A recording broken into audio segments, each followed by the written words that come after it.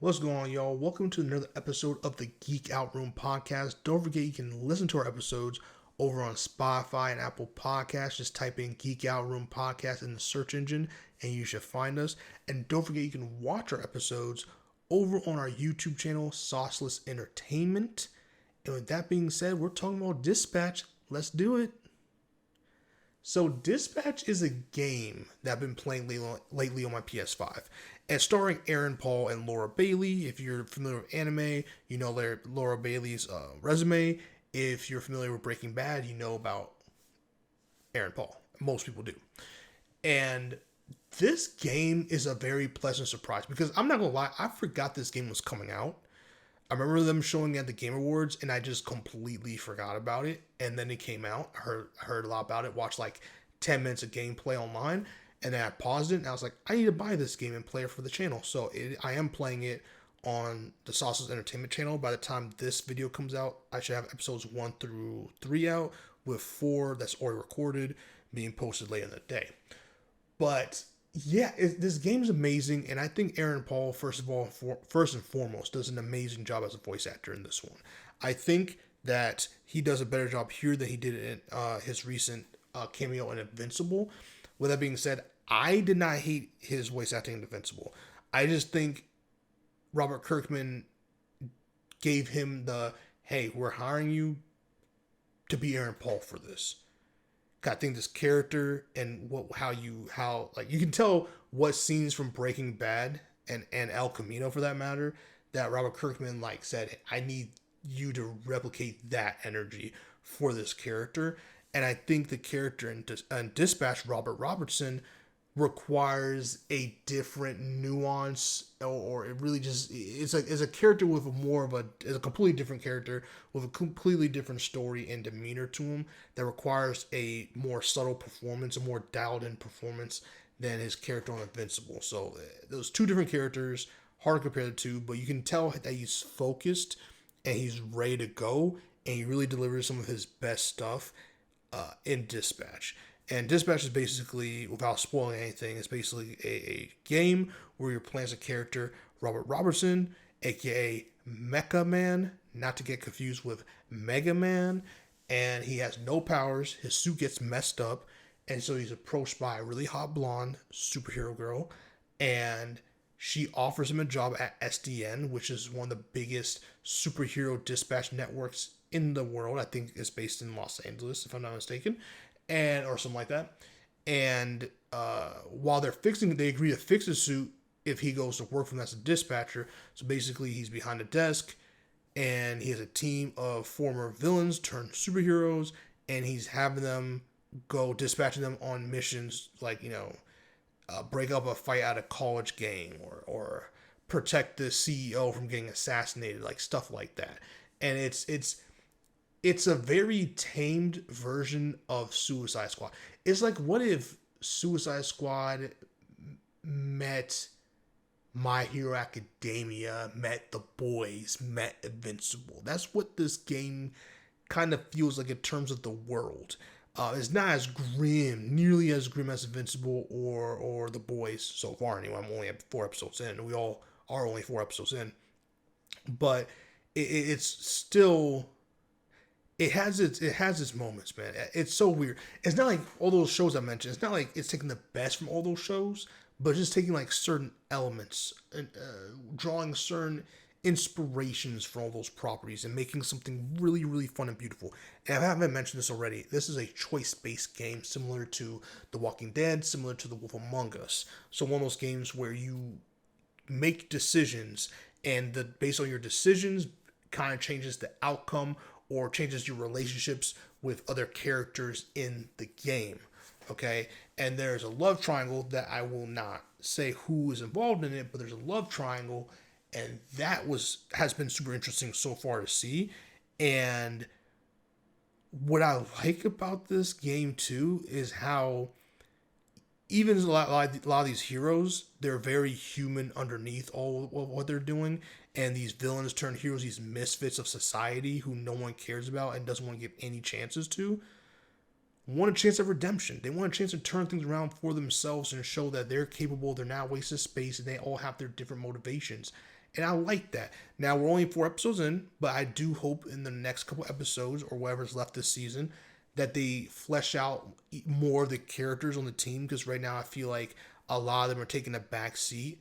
And I really hope that throughout the season, if there's only one season, I don't know how many seasons, who knows how long this is going to go for, but I do hope they continue to develop these characters and make them matter, because one thing that I really like about choice-based games is that they are allowed, with the time they're given in these type of games, to really flesh out a lot of characters, especially depending on your choices.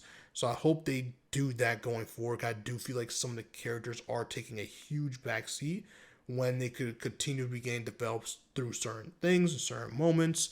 But besides that, like I said, Eric Paul is delivering a great performance. Laura Bailey's doing her thing. Everyone in the cast is doing an amazing job. I know there's a lot of streamers and comedians in this cast. Not familiar with really any streamers at all. I don't really watch streamers or anything like that. But I know a lot of people are excited. A lot of people love it. So that's dope. And usually when you have all these high profile people, sometimes more often than not, the product can suffer because of it. Because a lot of money goes to them. Not as rightfully so, but not as much as like the animators, or the time can be constrained. All these different things. But you can tell this game was carefully crafted. It's a very loved project, taking a lot of inspiration from a lot of different places, but making it their own. And the decisions so far, the options that you get are pretty cool. I love that this is a adult workplace drama, if you will, in a way. And that's really cool, because we don't get many stories like this. And a very similar thing I can say is like in the East, especially in Japan, where they have like those games where I think Clannad After Story is one, like where you can usually play like a high school student, and you have your love interest, you have your best friends, and you get these choices, and you get these different love routes and all kinds of stuff like that. That's kind of what they're doing here with this choice-based game, but again, as an adult workplace drama, and I really mess with that heavy. I think that adult life and college life are very or especially college life. This is not about college, but those two aspects get really underrated. Like they get kind of pushed aside when it comes to a lot of like TV shows and stuff like that, because of the range that high school students can give opposed to college or young adults. So that's very interesting, and I'm really enjoying this game so far, dude. I forgot about it. Watched 10 minutes of this gameplay, knew I had to get on the sticks immediately for myself and play for the channel, and I just don't regret it. I think that this game shows a lot of promise, and I hope that this game pushes more companies who always want to do choice-based games to do it, because choice-based games are some of my favorite to play. It's super interactive. I mean, all games are, but it's super interactive with the story. The cinematics in here, when they have the moments where you're not picking or choosing or influencing your decisions or other characters, is still really good. The dialogue is really, really snappy between a lot of these characters. They feel like characters, like they feel like their own characters. Don't feel like just waste of like an NPC or something. I also really enjoy the decisions. Something I feel like I haven't heard anyone talk about or praise yet is that when it comes to certain decisions in this game, they don't give the counter. There's not a lot of time to make your choice. Yes, you can read it, pause it, take as long as you need, but what I really enjoy about it is like there'll be something where it's like, I don't know, it'll be something like, let's say it was like, hey, punch this person, but if you punch this person, and this is me making up because I really don't want to spoil anything, so let's just say you have a character and the option will be like punch this character or kiss this character, and you'll have like 5 seconds to decide, but this decision will drastically change the rest of the story. It will drastically change your relationship with this other character or characters. So you have to be really, really concise, or not concise. You have to be really thoughtful of your decision and really know what you want to do. And I think that's awesome, because in real life, there's a lot of moments where you have a couple of seconds, or some things are decided in a split decision, and we don't always get a bunch of time to do what we do. So what I did enjoy about this game so far out of the 4 episodes I've played is that it's, I don't want to say realistic because it's a video game about superheroes and all this stuff, but in certain aspects like that, it is realistic.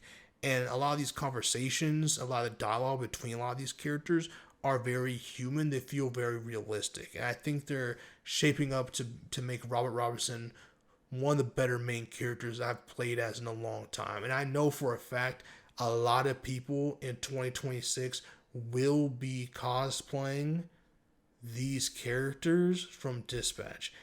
If this game came out like 3 months earlier than it did, people will be cosplaying as these characters in Dispatch effective this Halloween. You know, like it's one of those things.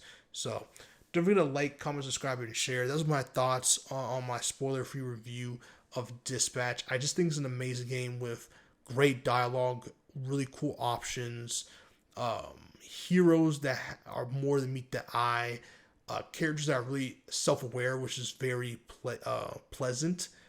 And yeah, just a game that is $30 and deserves your attention and love. See you on the next one. Deuces.